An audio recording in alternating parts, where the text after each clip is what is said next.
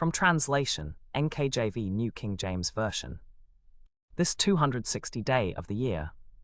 Today we are reading passages Daniel 7 to 9. Daniel chapter 7, verses 1 to 28. In the first year of Belshazzar king of Babylon, Daniel had a dream and visions of his head while on his bed. Then he wrote down the dream, telling the sum of the words. Daniel spoke and said, I saw in my vision by night, and behold, the four winds of heaven were stirring up the great sea. And four great beasts came up from the sea, each different from the others. After this I looked, and there was another, like a leopard. It had on its back 4 wings of a bird. The beast also had 4 heads, and dominion was given to it. After this I saw in the night visions, and behold, a 4th beast, dreadful and terrible and strong exceedingly. And it had great iron teeth. It was devouring, crushing, and trampling the residue with its feet. It was different from all the beasts that were before it, and it had 10 horns. I was considering the horns, and there was another horn, a little one, coming up among them, before whom 3 of the first horns were plucked out by the roots. And in this horn were eyes like the eyes of a man, and a mouth speaking pompous things. I watched till the thrones were put in place, and the Ancient of Days was seated. His garment was white as snow, and the hair of his head was like the purest gold. His throne was a fiery flame, its wheels a burning fire. A fiery stream issued and came forth from before him. 1,000 thousands ministered to him. 10,000 times 10,000 stood before him. The court was seated, and the books were opened. I watched then because of the sound of the pompous words which the horn was speaking. I watched till the beast was slain, and its body destroyed and given to the burning flame. As for the rest of the beasts, they had their dominion taken away, yet their lives were prolonged for a season and a time. I was watching in the night visions, and behold, one like the Son of Man coming with the clouds of heaven. He came to the Ancient of Days, and they brought him near before him. Then to him was given dominion and glory and a kingdom, that all peoples, nations, and languages should serve him. His dominion is an everlasting dominion, which shall not pass away, and his kingdom the one which shall not be destroyed. I, Daniel, was grieved in my spirit within my body, and the visions of my head troubled me. I approached one of those who stood by, and asked him the truth of all this. So he told me and made known to me the interpretation of these things.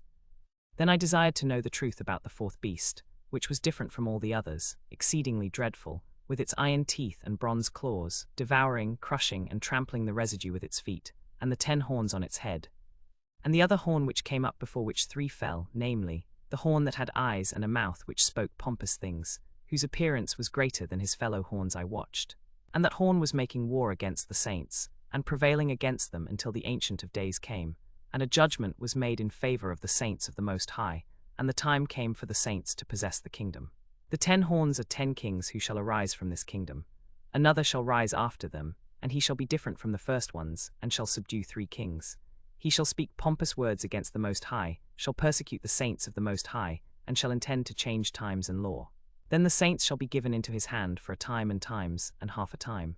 But the court shall be seated, and they shall take away his dominion, to consume and destroy it forever.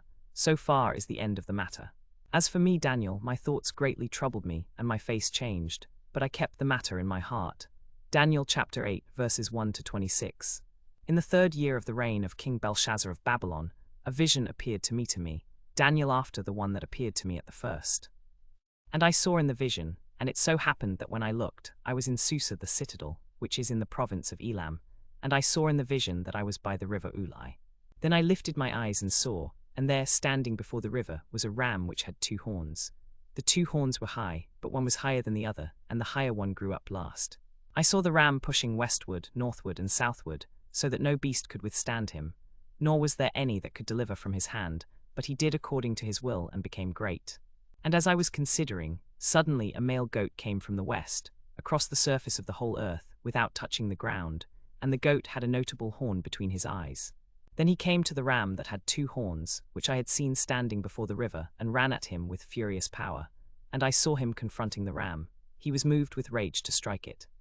And he struck the ram and broke its 2 horns. There was no power in the ram to withstand him, but he cast him down to the ground and trampled him, and there was no one that could deliver the ram from his hand. Therefore the male goat grew very great, but when he became strong, the large horn was broken, and in place of it 4 notable horns came up toward the 4 winds of heaven. And out of one of them came a little horn which grew exceedingly great toward the south, toward the east, and toward the promised land, and it grew up to the host of heaven.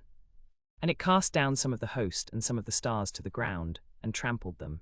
He even exalted himself as high as the commander of the host, and by him the daily sacrifices were taken away, and the place of his sanctuary was cast down.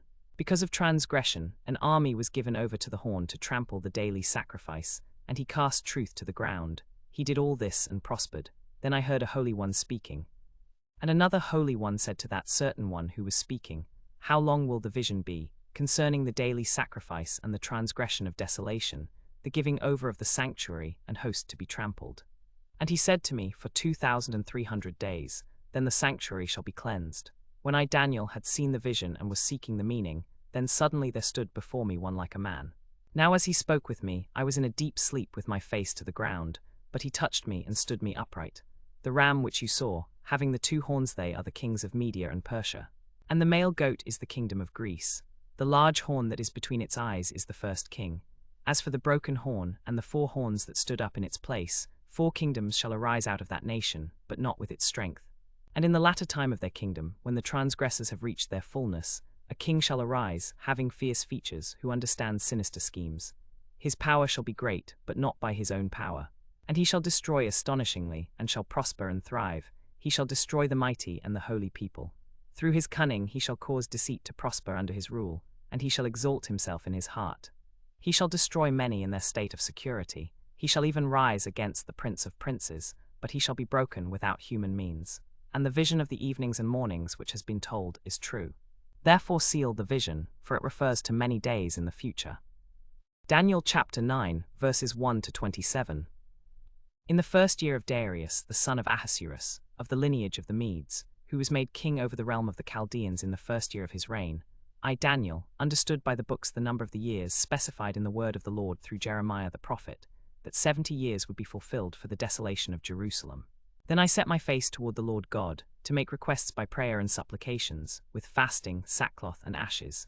And I prayed to the Lord my God and made confession, and said, O Lord, great and awesome God, who keeps his covenant and mercy with those who love him, and with those who keep his commandments, we have sinned and have committed iniquity.